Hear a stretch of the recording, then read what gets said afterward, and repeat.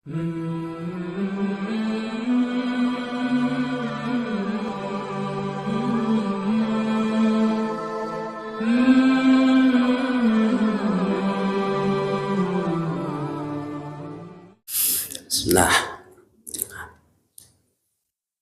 Assalamualaikum warahmatullahi wabarakatuh.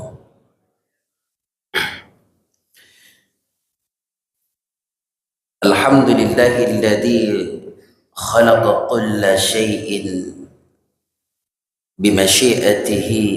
Asyhadu an la ilaha illallah al-malikul jabbar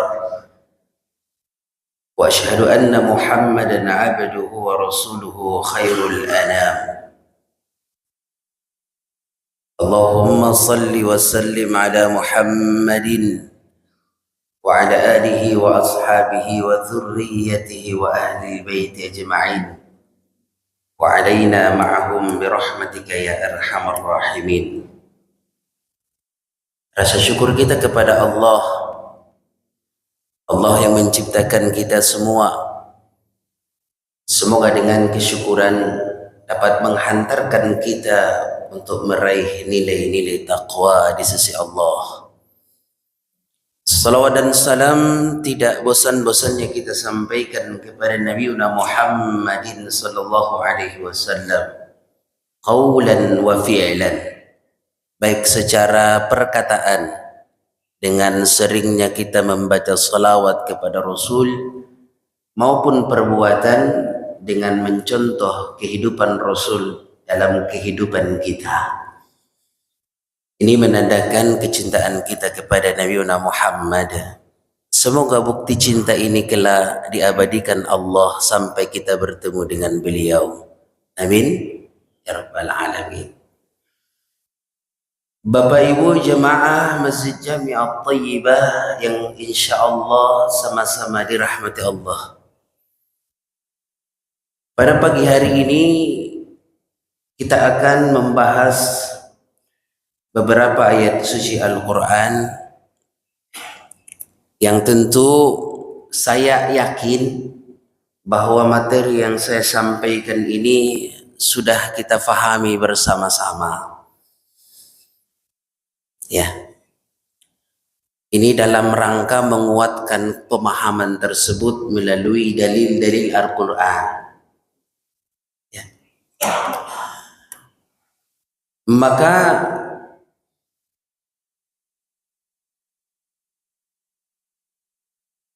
tema yang akan coba kita bahas yaitu kita tidak bisa sendiri. Ya. Jadi siapapun dia, apapun jabatannya, seterata bagaimanapun ia di dalam kemasyarakatan, semua itu tidak terlepas dari Allah Azza wa Jalla. Sebagai bukti dalil bahwa hal ini menjadi sebuah keyakinan kita bahwa kita tidak bisa sendiri dalam kehidupan maupun kelak nanti di hadapan Allah, mau masuk surga juga harus dengan ridha Allah Azza wa Jalla, bukan dengan amal yang banyak yang kita lakukan, tapi kita masuk surga karena ridha Allah. A'udzu billahi minasyaitonir rajim. Bismillahirrahmanirrahim. Wa huwa ma'akum aina ma kuntum wallahu bima ta'maluna basir. Dan dia Allah selalu bersama kalian dimanapun kalian berada, dan Allah dengan apa yang kalian lakukan sungguh maha mengetahui. Ini terbukti Bapak yang dimuliakan Allah. Dalam kehidupan kita sehari-hari, setiap kita melakukan ibadah karena siapa Pak? Karena Allah.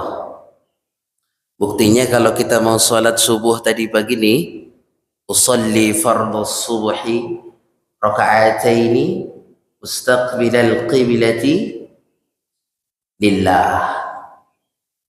Ya, kita mau keluar dari rumah, kita dianjurkan dan disunnahkan untuk membaca doa Bismillahi tawakkaltu ala Allah. Tidak bisa sendiri. Kita tergantung kepada Allah Subhanahu wa taala dalam hal apapun. Sekecil apapun kegiatan yang kita lakukan, sekecil apapun ibadah yang kita akan persembahkan kepada Allah, kalaulah bukan disertakan dengan Allah Subhanahu wa taala di dalamnya, maka amalan itu tidak akan bernilai di sisi Allah Subhanahu wa taala. Jadi segala kelakuan, perbuatan yang kita lakukan harus disertai dengan Allah Azza wa Jalla. Bapak Ibu yang dimuliakan Allah, itu seterata manusia biasa. Kita ini nih,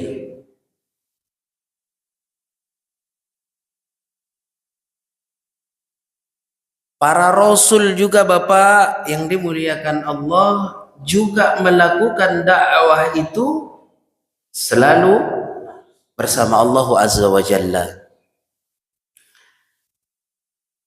Maka dengan demikian, kalaulah kita mau mengaktifkan kepekaan iman kita dalam kehidupan, insya Allah kita akan selamat.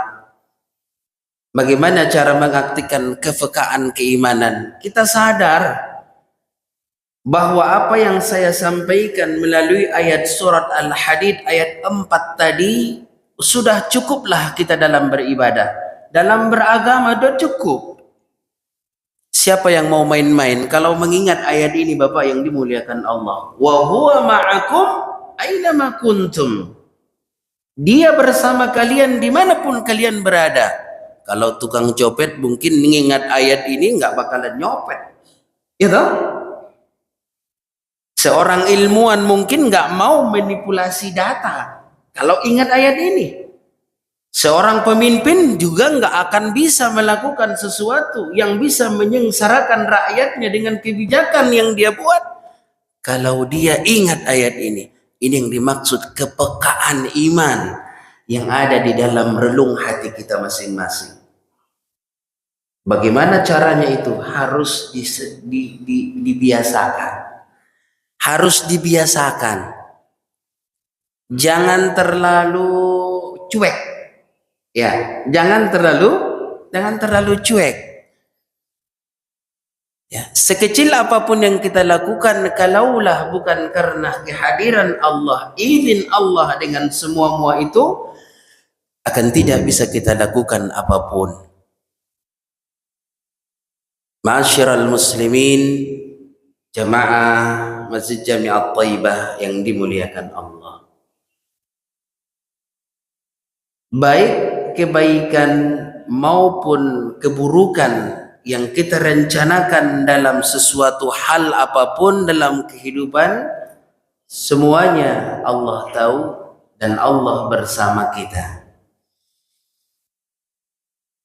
Di dalam surat An-Nisa ayat 108, Allah Subhanahu wa taala berfirman, yastaghfuna minan nas, mereka menyembunyikan dari manusia. Wala yastaghfuna minallah, padahal mereka tidak bisa menyembunyikan sesuatu yang akan mereka rencanakan dari Allah. Wa huwa ma'ahum, dan dia Allah bersama mereka. إذ يبيتون ما لا يرضى من القول, ketika mereka bermalam-malam, ketika mereka merencanakan sesuatu yang Allah tidak ridhai di malam hari. Wallahu bima wa kana Allahu bima ya'maluna muhit. Dan Allah bersama mereka dan Allah melihat dengan apa yang mereka lakukan. Dan ini Bapak yang dimuliakan Allah, ayat ini menceritakan bahwa sekecil apapun yang kita rencanakan berupa keburukan, ma la yarda minal qaul, apa yang kita rencanakan dalam sebuah ide gagasan tapi yang Allah tidak ridhai, kalaulah kita bisa menyembunyikan ini dari orang lain, tidak dengan Allah. Maka Bapak yang dimuliakan Allah, seseorang itu dianggap mulia karena Allah masih memberikan kesempatan kepadanya. Kalaulah sekiranya Allah Subhanahu wa taala membuka aib seseorang yang kita anggap dia mulia di hadapan kita, di hadapan orang banyak dia adalah orang yang paling mulia, tapi di hadapan Allah mungkin dia tidak mulia. Dengan membuka satu aibnya, semuanya jadi hancur berantakan begitu saja. Yastaghfuna minan nas, mereka bisa menutupi keburukan mereka dari mana manusia. Wala yastaghfuna minallah, dan mereka tidak bisa menutupi kejahatan mereka, sesuatu yang mereka rencanakan berupa keburukan dari Allah Azza wa Jalla. Kalau kita Bapak yang dimuliakan Allah, kepekaan iman tadi muncul, maka ketika membaca ayat ini pasti kita tidak bisa berbuat semenah-menah dalam kehidupan. Pasti kontrol Allah itu ada dalam kehidupan kita. Karena kita kadang lalai, terkalahkan oleh hawa nafsu, terkalahkan oleh keinginan syahwati dunia, sehingga kita terjerumus kepada jurang kezaliman dan jurang maksiat. Tentu ini memang perlu latihan terus dan terus latihan, sehingga kepekaan rasa iman tadi muncul. Bapak kaum muslimin yang dimuliakan Allah, jangankan kita sebagai manusia biasa, para rasul, para utusan Allah juga selalu bersama Allah Subhanahu wa taala dalam segi dakwahnya, dalam segi menyampaikan risalah Allah kepada para kaumnya. Nah, kita lihat bagaimana Allah Subhanahu wa taala menyertai Ibrahim, bagaimana Allah Subhanahu wa taala menyertai Nabi Musa, bagaimana Allah Subhanahu wa taala menyertai Nabi Nuh, bagaimana Allah Subhanahu wa taala menyertai Nabi Isa alaihissalam. Jadi setaraf nabi, setaraf rasul juga Allah sertai mereka dalam segala aktivitas yang mereka lakukan. Apalagi kita Bapak. Ya. Maka dengan demikian, kalaulah kita disertai Allah dalam kehidupan ini, dan para rasul juga disertai Allah dalam segi dakwahnya, maka kita tidak ada bedanya dengan mereka dalam konteks keberadaan Allah dalam kehidupan kita. Kalau mereka bisa, ya tentu juga kita bisa. Karena Tuhan kita sama. Yang menyertai kita dalam kehidupan, ya Allah juga. Maka respon dari setiap hamba itulah yang akan menjadi titik ukur dari pendapatan, kenaikan, dari hasil yang kita dapatkan dalam kehidupan. Nah, model tadi nih Pak. Ya. Wa huwa ma'akum aina ma kuntum. Mungkin di antara kita untuk memahami ayat ini berbeda-beda Pak. Responnya gitu loh. Ada yang betul-betul merasakan hal itu, Pak. Ada yang kadang cuek. Ya, ada yang kadang cuek. Untuk kehadiran Allah dalam kehidupan, dalam semua aktivitas ibadah yang kita lakukan, kita meresponnya beda-beda. Ada yang merespon yang penting sholat, ada yang merespon biasa yang penting haji, udah sanggup kok. Ada yang merespon yang penting zikir. Tapi ketika dinaikkan sedikit tarafnya atau levelnya kepada rasa selalu berada dalam naungan Allah, selalu berada dalam lindungan Allah, selalu berada dalam monitoring Allah, insya Allah ini lebih kuat dan lebih meyakinkan dalam kekuatan iman kepada Allah Subhanahu wa ta'ala. Bapak Ibu yang dimuliakan Allah, kita akan memulai kisah Nabi Musa alaihi salam. Beliau tidak berbuat banyak kalau bukan karena keikutsertaan Allah Subhanahu wa taala dalam dakwahnya. Di dalam surat Al-Baqarah Allah Subhanahu wa taala menceritakan ketika Nabi Allah Musa membawa kaumnya setelah dikejar-kejar Fir'aun dari Mesir dan dia diusir oleh Fir'aun, maka Nabi Musa menghadapi sesuatu yang sangat besar. Kalau bukan karena keberadaan Allah, maka dia akan habis. Maka dakwah Nabi Musa akan hancur. Tapi ketika kita membaca ayat surat Al-Baqarah, ketika Nabi Musa dihadapkan dengan lautan, maka Allah berfirman, pukulkan tongkatmu wahai Musa ke laut, terbelahlah laut dan dia selamat. Nah itu kalau bukan karena izin Allah, siapa yang bisa, Pak? Hah? Tidak ada, Pak. Ya, jangankan kita, Nabi Musa sendiri kalaulah bukan izin Allah itu tidak masuk akal, irasional gitu ya, gitu ya. Ya, tidak bisa, Pak. Setelah Nabi Musa alaihissalam dan 12 golongan yang dia bawa menuju Mesir, yaitu Palestina, maka di perjalanan, selama dalam perjalanan itu perbekalan habis, termasuk salah satunya air minum. Nah, kaumnya yang 12 golongan ini resah. Bagaimana nih Nabi Musa? Kita perjalanan masih jauh nih. Nggak ada bekal, minum juga sudah habis.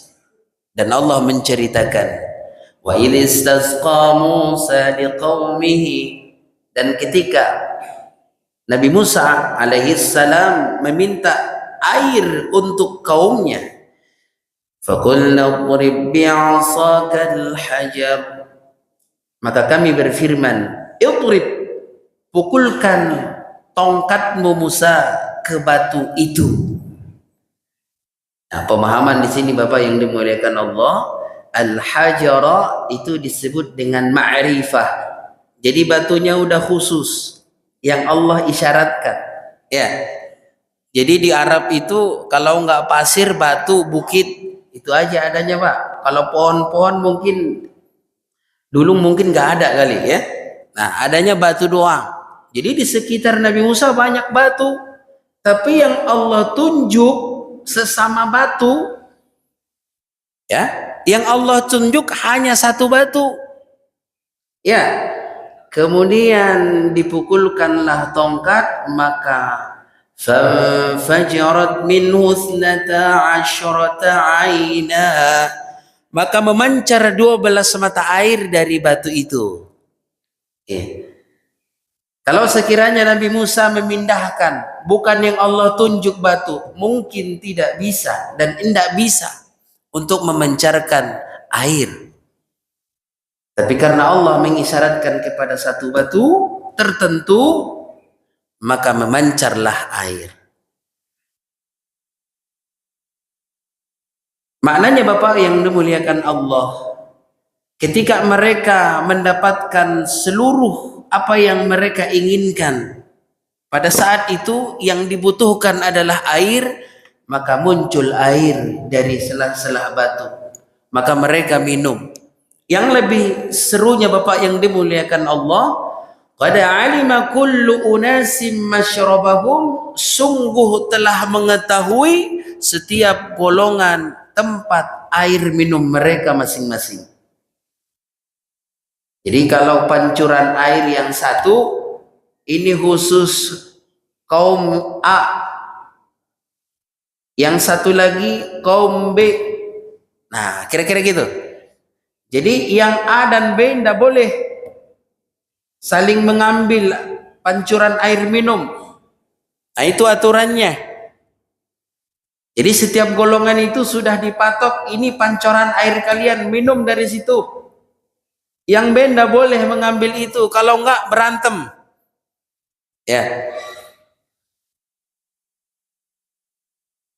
Setelah mereka dapatkan semua itu Bapak yang dimuliakan Allah, Allah ingatkan, kulu washrabu min rizqillah, kalian makan dan minumlah dari apa yang Allah telah anugerahkan kepada kalian. Tapi ingat satu, wala ta'thaw fil ardi mufsidin, dan janganlah kalian melakukan kerusakan di muka bumi. Nah, ini yang perlu kita garis bawahi.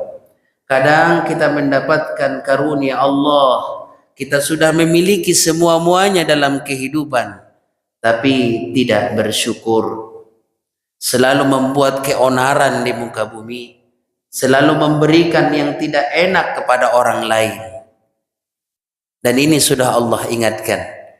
Bapak kaum muslimin yang dimuliakan Allah, itu Nabi Allah Musa, tanpa ikut campur tangannya Allah Azza wa Jalla, maka Nabi Musa tidak bisa berbuat apa-apa dalam segi dakwahnya, dan dia dibikingi oleh Allah Subhanahu wa taala.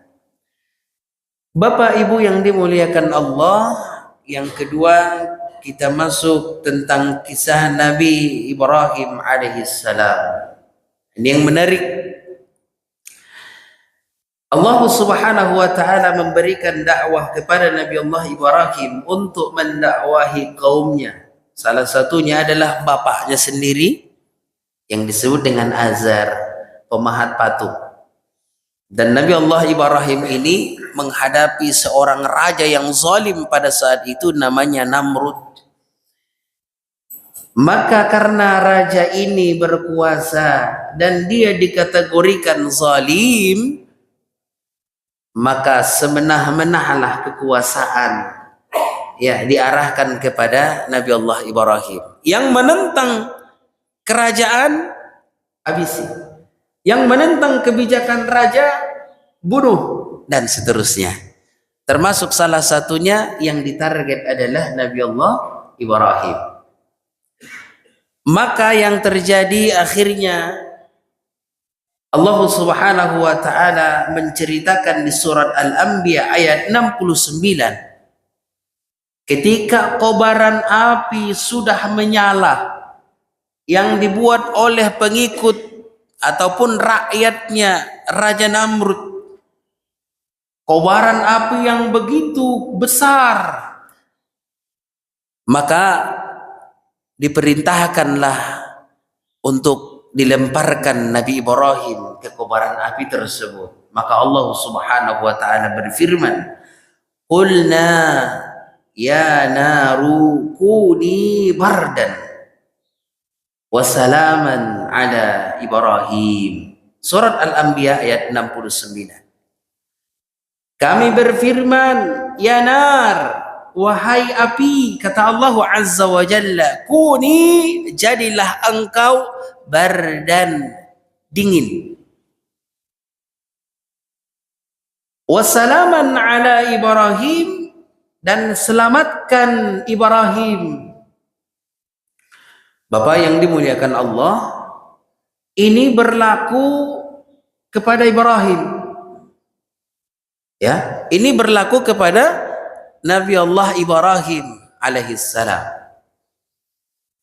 Inilah kalau sekiranya ini tidak ada Ibrahimnya Bapak, nggak ada Nabi Allah Ibrahim disebutkan di ayat ini, mungkin api yang kita rasakan saat ini panas jadi dingin. Karena perintahnya seperti itu. Kuni bardan. Jadilah kamu api yang dimaksud pada saat itu yang berkobar besar. Bardan, dingin. Wassalaman ala Ibrahim, dan selamatkanlah Ibrahim. Dan selamatlah Ibrahim dari bakaran api yang sudah disiapkan oleh Namrud. Bapak Ibu yang dimuliakan Allah, sama dengan kita Pak. Segala apapun yang kita rasakan dalam kehidupan, kalau tidak ada selamat dari keadaan itu yang Allah janjikan kepada kita, mungkin kita tidak bisa berbuat apa-apa dalam kehidupan ini. Contoh, kita memiliki harta yang banyak, memiliki kedudukan yang di atas lah kira-kira gitu. Tapi Allah tidak memberikan ridhonya, tidak memberikan ridhonya ke dalam kehidupan kita, maka kita termasuk orang-orang yang tidak bersyukur dengan apa yang kita miliki dalam kehidupan. Ada seorang yang ilmuwan besar, tapi Allah tidak memberikan hidayah kepadanya untuk meyakini Allah itu sebagai Tuhan, maka ilmuwan ini tidak ada nilainya di hadapan Allah Subhanahu wa ta'ala. Allah memberikan banyak harta dan kedudukan kepada seseorang, ketika seseorang ini tidak diberikan Allah keridhaan dalam kehidupannya, maka orang ini di hadapan Allah tidak ada nilainya. Seperti Fir'aun, itu orang pintar Pak, ilmuwan dulu itu, kemudian memiliki kerajaan, tapi Allah tidak ridha dengan apa yang dia miliki semuanya, maka Fir'aun tidak ada nilainya di hadapan Allah. Dan kita juga Pak. Makanya dengan demikian, dengan apapun yang Allah telah berikan dalam kehidupan kita, mohonlah kepada Allah untuk dibimbing. Segala sesuatu yang kita lakukan itu selalu Allah berikan ridhonya kepada kita.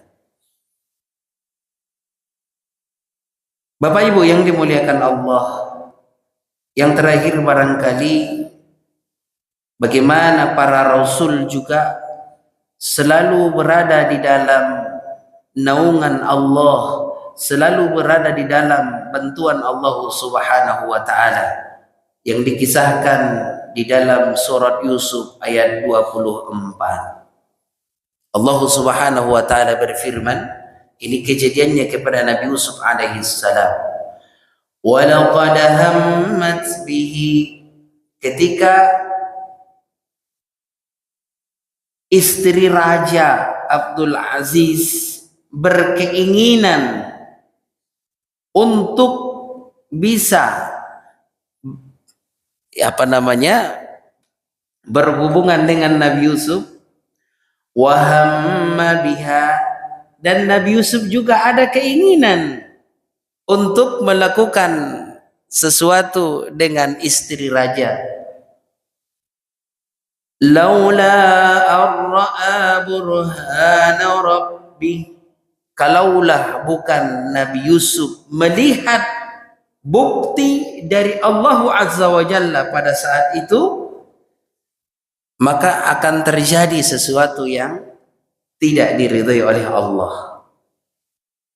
Ya, tapi karena Allah Subhanahu wa ta'ala memberikan bukti yang jelas kepada Nabi Yusuf, sehingga ia menghindar dari godaan seorang perempuan. Itu Rasul, Nabi. Yang terakhir barangkali satu lagi, yaitu Nabi Nuh alaihi salam. Kita tahu bahwasanya alam ini dulu pernah benam atau ditempa banjir bandang yang sangat besar. Ya. Kemudian Allah Subhanahu wa taala untuk menyelamatkan populasi manusia, maka Allah Subhanahu wa taala memerintahkan Nabi Nuh alaihi salam untuk membuat bahtera atau kapal.